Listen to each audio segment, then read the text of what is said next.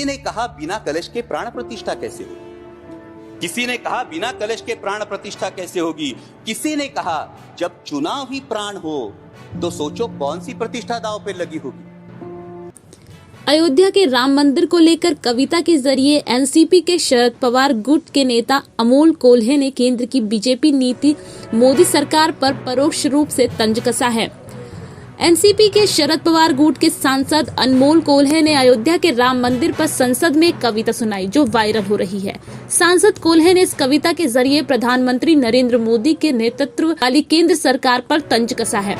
NCP नेता ने संसद के बजट सत्र के दौरान शुक्रवार को राष्ट्रपति के अभिभाषण पर धन्यवाद प्रस्ताव को लेकर चर्चा के दौरान वह कविता सुनाई।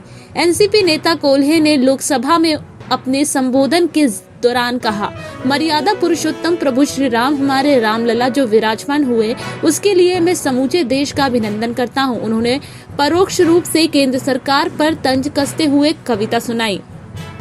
अध्यक्ष महोदय, जब रामलला की प्राण प्रतिष्ठा की बात आई तो किसी ने कहा बिना कलश के प्राण प्रतिष्ठा कैसे होगी? किसी ने कहा बिना कलश के प्राण प्रतिष्ठा कैसे होगी?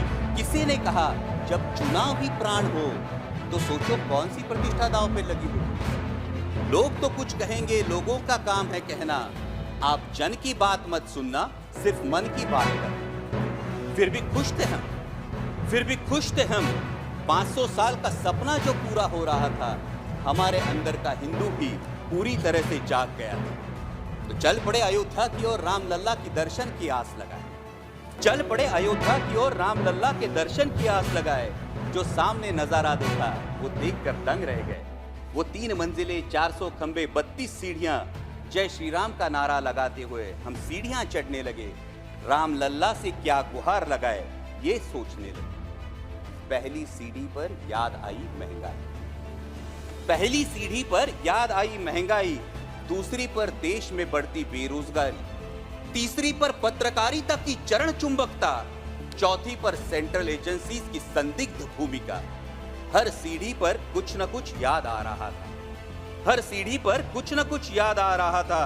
कहीं 15 लाख का जुमला, कहीं किसानों का आक्रोश था, कहीं महिला कुश्तीगिरों की वेदना थी, कहीं सालाना 2 करोड़ रोजगारों का वादा था, कहीं बढ़ती सांप्रदायिकता थी, तो कहीं चुनिंदा पूंजीपतियों पर मेहरबान हमारी सरकार का चेहरा था। इस वास्तविकता ने झंझोड़ने के बाद भी हम अंधभक्तों की तरह चलते गए। होश तो तब संभाला जब राम